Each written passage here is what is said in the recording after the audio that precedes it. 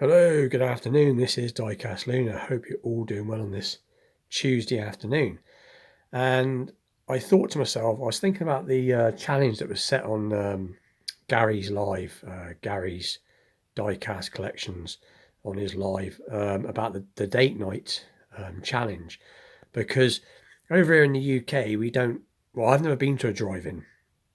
I think there is drive-ins in the UK now since COVID has been around for the social distancing thing and going to cinemas and watching films and all that stuff. But I've personally never been on a so-called date night. I've taken my partner out many times, on a date night, but not in the same way that, you lot in America would do it with the drive-ins. So anyway, I wasn't sure what to do.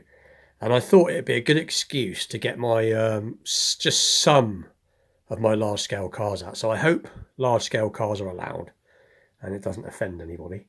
Um, I've got lots and lots of large scale cars to pick from. I've got so many 50s convertibles. I've got, Ford Thunderbirds. I've got, God, I really can't think. I've got so many. What we got?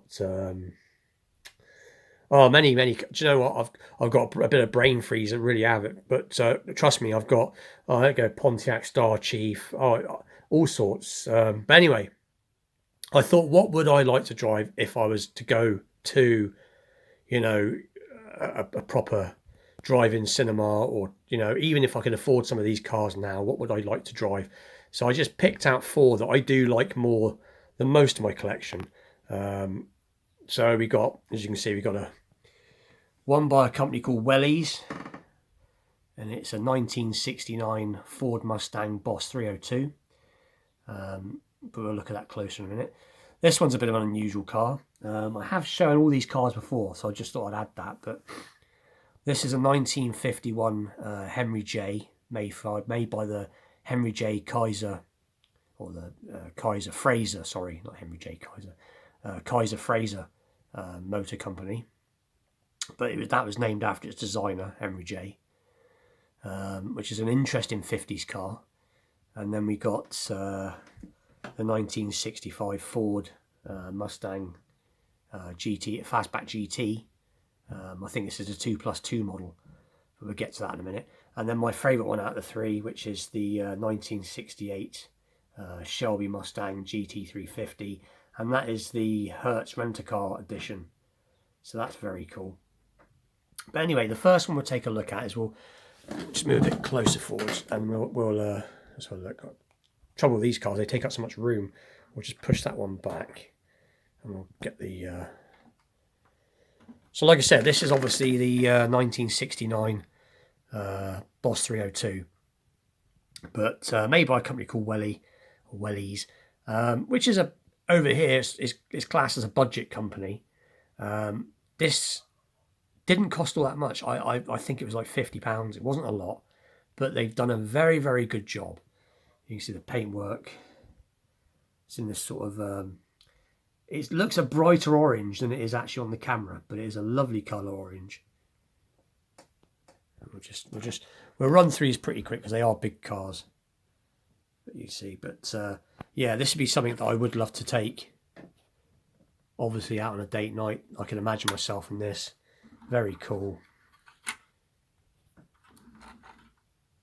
But yeah, 302 cubic inch engine. A quick squizzle on the bonnet. And like I said, it's a budget car, but it's done very, very well for what it is. And a quick look underneath. But yeah, so that'd be the first one. And then we'll take a look at the Henry J. If I can just move these around a little bit. Now this is done by a company called Sunstar Platinum. And as you all know, Sunstar makes some nice stuff. And the Platinums, they're like finer range. But this is an awesome car. And I bought this, again, I didn't pay a lot for it at the time, but it was just so well made and obviously quite unusual. I know they usually turn these into gassers. They did do back in the day. But it is just done so, so well. The lights, they look like the real lights. You've got the hood ornament. I mean, it's like I said, I'm going to go through them pretty quick. But you know, it is done so well. I mean, all rubber material under the bonnet and piped and wired, and that actually does go up as a bonnet brace, but I'm not going to use it today. And the bonnet, when it shuts, it actually does click shut. So it's actually got a bonnet catch, which you can just see there. And it's even got the VIN tag at the back. I mean, these are awesome made vehicles. It's got suspension on it, as I nearly drove off the side. But I'll have a quick look inside. I mean, they're just awesome vehicles. And I think this was like it was like 161 cubic inch. This was the deluxe model, believe it or not. So it came with I think it came with sun visors. You can't quite see them. I'm trying to see if I can get you to see them. Yeah, you can see that, and they do move. Them sun visors actually come up and down, but the deluxe model came with sun visors and the 6-cylinder flat 6, or you know, yeah. But very cool car. I think in English terms, I think it was about a 2.6 litre, I think. But very nicely done. And again, the bottom, you can see the handbrake. Sort of springs. But anyway, I'm not going to go too mad on them because, like I said, I don't want to be here for too long. But just gently pop the bonnet back down. I'm going to have one more little look inside because, like I said, I don't get a chance to handle these cars much anymore. And even the vents there for the, I take it, I'm not sure, it's not going to be a radio. It would have been an air vent for the heater. That's actually real perforated. But anyway, so that's the 51 Henry J. I'll just push that back to there. And then obviously this is the, like I said, this is the 65 Mustang Fastback GT with a 289 cubic inch V8. Sort of an American staple. But this is made by a company called Ertl Authentics, which later became Auto World Authentics. But very nicely done. This is actually this was made back in 2007. I've had this quite a few years. But it is a lovely car. I mean, it's actually, I don't know if you can see that like a jiggling in the background, like a silver jiggle. That's actually the key. It's actually got keys and ignition. You see it glinting? But yeah, it's all carpeted. And like I said, the seat in this does actually, I don't know if I can do it. It does actually, the seat does actually fold down flat. I'll see if I can get my finger in to do it, but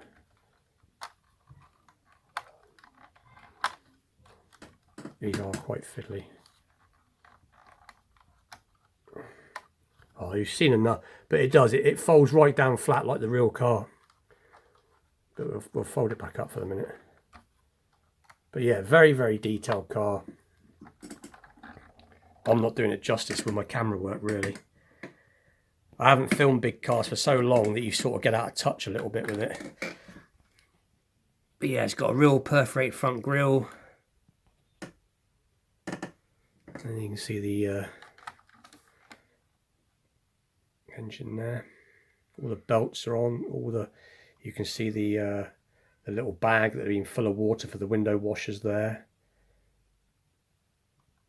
But yeah, very cool. And this car, like I said, it weighs a lot because they used to make all the engine on this, and the gearbox is all made out of diecast.